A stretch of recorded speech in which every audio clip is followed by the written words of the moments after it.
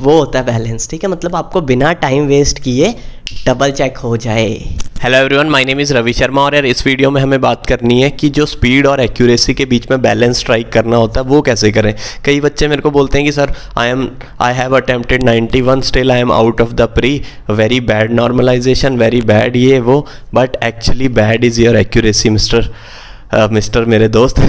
ठीक है, तो आपकी एक्यूरेसी ख़राब है, तो आपको एक्यूरेसी और स्पीड को दोनों को ध्यान देते हुए कैसे आगे बढ़ना है, कौन सी वो चीज़ें हैं जिन पे ध्यान देने से हमारा ये बैलेंस स्ट्राइक हो सकता है, उस बारे में इस वीडियो में बात करेंगे। ठीक है, if you want to connect with me, you can connect with me on champions of Ravi Sharma Telegram channel, जहाँ पे you can talk one on one with me as well. Also you can connect with me on Instagram, link दोनों के description में है। ठीक है, तो इस बारे में जानेंगे, स्पीड एक्यूरेसी की जो बैलेंस है उसको कैसे मेंटेन रखें उसके बारे में इस वीडियो में जानेंगे। लेकिन उससे पहले मुझे नहीं लगता कि इससे अच्छा ऑफर आपने पहले देखा होगा जो गाइडली.com आपके लिए लाया है। सिर्फ 599 में देखो आपको क्या क्या मिलेगा। अल्टीमेट बंडल पीडीएफ कोर्स 2022 जिसमें 80,000 क्वेश्चंस हैं, साथ में आपको ईयरली मॉक टेस्ट भी मिलेगा जिसमें 3,000 मॉक टेस्ट, वो भी सिर्फ 599 में। उस पर भी RKS12 कूपन कोड लगा के एक्स्ट्रा 12% ऑफ। तो ये मतलब कि बहुत ही गोल्डन ऑफर है।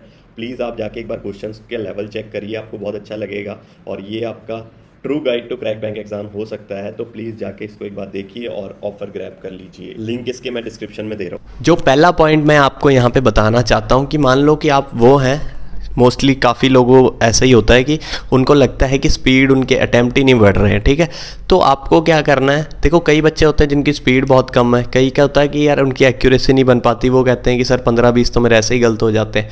ठीक है, तो अगर आप वो स्पीड वाले हैं जो कहते हैं कि मेरे अटैम्प्ट ही नहीं ढंग से हो पा रहे, तो आपको क्या करना है, जो नेक्स्ट 3, 4 या 5 मॉक्स हैं वो आपको डेलिबरेटली स्पीड फोकस्ड देने हैं, स्पीड ओरिएंटेड देने हैं। स्पीड ओरिएंटेड मॉक देने का मतलब है कि आप बोलो कि अगर मेरी एक्यूरेसी 90-95 आती थी पहले, अब अगर 70, 75, 80 भी हो गई, कोई बात नहीं, no issues, but I will deliberately focus on the speed in the next 3-4 mocks. अब आप बोलोगे कि यार अगर अटैम्प्ट बढ़ाने हैं तो मैं ऐसे ही दे दनादन तुक्के मार दूं, तुक्के फिर वो बात नहीं रही ना, फिर आप सवाल ही क्यों पूछ रहे हैं मेरे से, कर दो 100 अटैम्प्ट ऐसे ही। ठीक है, तो वो नहीं, मतलब आपको सॉल्व करने हैं लेकिन डेलिबरेटली थोड़ा तेज करने की कोशिश करने हैं, मेंटल कैलकुलेशन करनी है। मतलब स्पीड शुड बी योर जो बेस पॉइंट है, जो आपको जिस बेस को लेके आप आगे बढ़ रहे हैं। ठीक है, तो next 3-4 मॉक्स will be speed oriented. अगर आप वो हैं जो हर बार ऐसे 90-95 अटैम्प्ट कर रहे हैं और उसमें से 20-25 आपके गलत हो जा रहे हैं, तो आपको क्या करना है, आपको नेक्स्ट 3-4 मॉक्स देने हैं एक्यूरेसी ओरिएंटेड या एक्यूरेसी फोकस्ड। ठीक है, या एक्यूरेसी सेंटर्ड। इसका मतलब ये है कि आपको ये कहना है कि यार मैं जितने भी करूँगा मेरे को पूरे सही करने हैं। ठीक है, मैं हर क्वेश्चन को चाहे मुझे 2 बार चेक करना पड़े मैं करूँगा, लेकिन मुझे ऑलमोस्ट 95 to 100% एक्यूरेसी चाहिए। चाहे मेरे अटैम्प्ट 90 से गिर के 70 हो जाए, लेकिन मुझे चाहिए 100% या 95% एक्यूरेसी। ठीक है, तो अब जाके आप एक्यूरेसी को एक उसका महत्व, उसकी इंपॉर्टेंस समझेंगे। फिर आप सोचेंगे यार मैं तो 90 अटैम्प्ट करता था तब भी मेरे 58 मार्क्स आते थे और अब मैंने 70 करके 65 मार्क्स ले आया, तो मतलब मैं तो फिर ऐसे ही हवा में उड़ रहा था। ठीक है, तो वो चीज़ इंपॉर्टेंट है कि आप एक्यूरेसी ओरिएंटेड कुछ मॉक्स दें।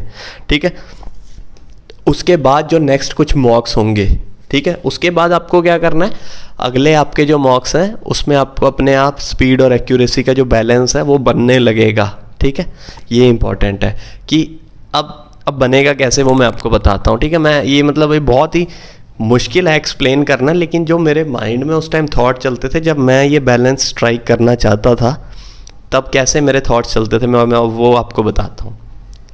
तो होता क्या है कि जब आप पेपर में एक्चुअल में बैठे हैं, ठीक है, थोड़ा सा इमेजिन करने की कोशिश करना, जब आप पेपर में एक्चुअल में बैठे हैं वहाँ पे आपने एक सवाल किया। ठीक है, आपने सिंप्लीफिकेशन का ही सवाल है, मान लो बहुत सिंपल सवाल है, उसको आपने जल्दी जल्दी ऐसे सॉल्व किया मन में, और फिर आपने ना जब आंसर टिक कर रहे हैं तब आपका बैक ऑफ माइंड, जो अनकॉन्शियस माइंड है, वो एक बार और देख लेता है कि हाँ यार सच में मैंने सही किया है।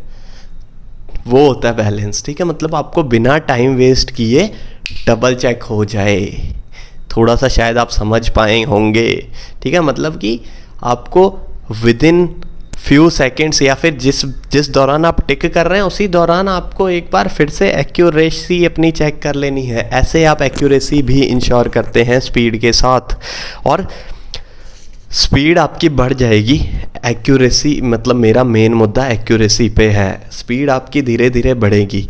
अब स्पीड आपको बढ़ाने के लिए मैंने आपको 2-3 चीज़ें बोली है। एक तो बोली है कि जो स्पीड ड्रिल्स है वो करनी है। एक पुरानी वीडियो बनाई है, उसी के बेस पे मैं एक और नई वीडियो भी बनाऊंगा कि how to improve your speed in bank exams. उसके कुछ 6-7 तरीके होते हैं जिनसे गारंटेड है कि आपकी बढ़नी ही बढ़नी है। सेकंड चीज़, जो आप डेली टारगेट्स करते हैं ना, प्लीज़ यार उनमें ना आप थोड़ा सा अपने आप को डेलिब्रेटली पुश करो। उसको डेलिब्रेट पुश का मतलब ये है कि अगर आप सिंप्लीफिकेशन के 10 सवाल अगर 4 मिनट में या फिर 8 मिनट में कर रहे हैं तो उसको थोड़ा थोड़ा कम करने की कोशिश करो। मान लो आज आपने ना, आप अपना एक नोट डाउन भी कर सकते हैं कि मैंने 10 सवाल आज कितने मिनट में किए।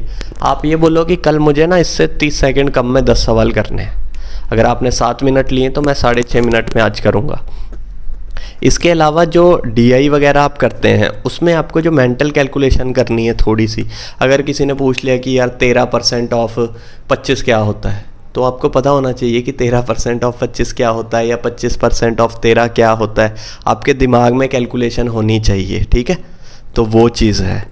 इसके अलावा और आप क्या कर सकते हैं, और इसके अलावा ये है कि सिर्फ चीज़ों को जो डेली टारगेट्स वगैरह से नहीं होना, मॉक टेस्ट आपको देने हैं। चाहे आपका सिलेबस भी नहीं कंप्लीट हुआ तब भी आपको मॉक टेस्ट देने हैं, और आपको एक्यूरेसी अपनी ट्रैक करनी है कि इस मॉक में मेरी एक्यूरेसी कितनी थी, सब्जेक्ट वाइज भी देखनी है। फिर आपको अगले मॉक में, मतलब आपको चीज़ों का क्लियर होना चाहिए, आपके पन्ने पे लिखा होना चाहिए कि आप कितने पानी में हैं। अगर आपको ये पता होगा तभी आप जाके आगे कर पाएंगे उनमें सुधार। अगर आपको पता ही नहीं है, आप गलत की तरह हैं, तो आप अपने आप को सही कैसे कर पाएंगे। ये मेरा इंपॉर्टेंट पॉइंट है जो आपको दिमाग में रखना है, ठीक है जी। तो मॉक की जो एक्यूरेसी है उसको आपको ट्रैक करना है, और अटेम्प्ट्स कितने किए आपने वो आपको एक एक्सेल पे या फिर आपको एक शीट पे लिख लेना है भाई, तभी जाके आपका होगा। तो यही सब चीज़ें रहती हैं जो स्पीड और एक्यूरेसी पे स्ट्राइक करेगी वो बैलेंस, जो मच रिक्वायर्ड बैलेंस है। लाइफ में भी बैलेंस बहुत ज़रूरी है हर चीज़ के बीच में, और यहाँ पे भी स्पीड और एक्यूरेसी का जो बैलेंस है वो इम्पॉर्टेंट है, ठीक है। तो that is it about this video. बाकी आपको नेक्स्ट कौन से टॉपिक पे वीडियो चाहिए वो मुझे एक बार आप कमेंट सेक्शन में बता दीजिए, ताकि मैं आपकी सहायता कर पाऊँ। और वीडियो अच्छी लगी हो तो आप जो करना कर देना। All the best, thank you very much.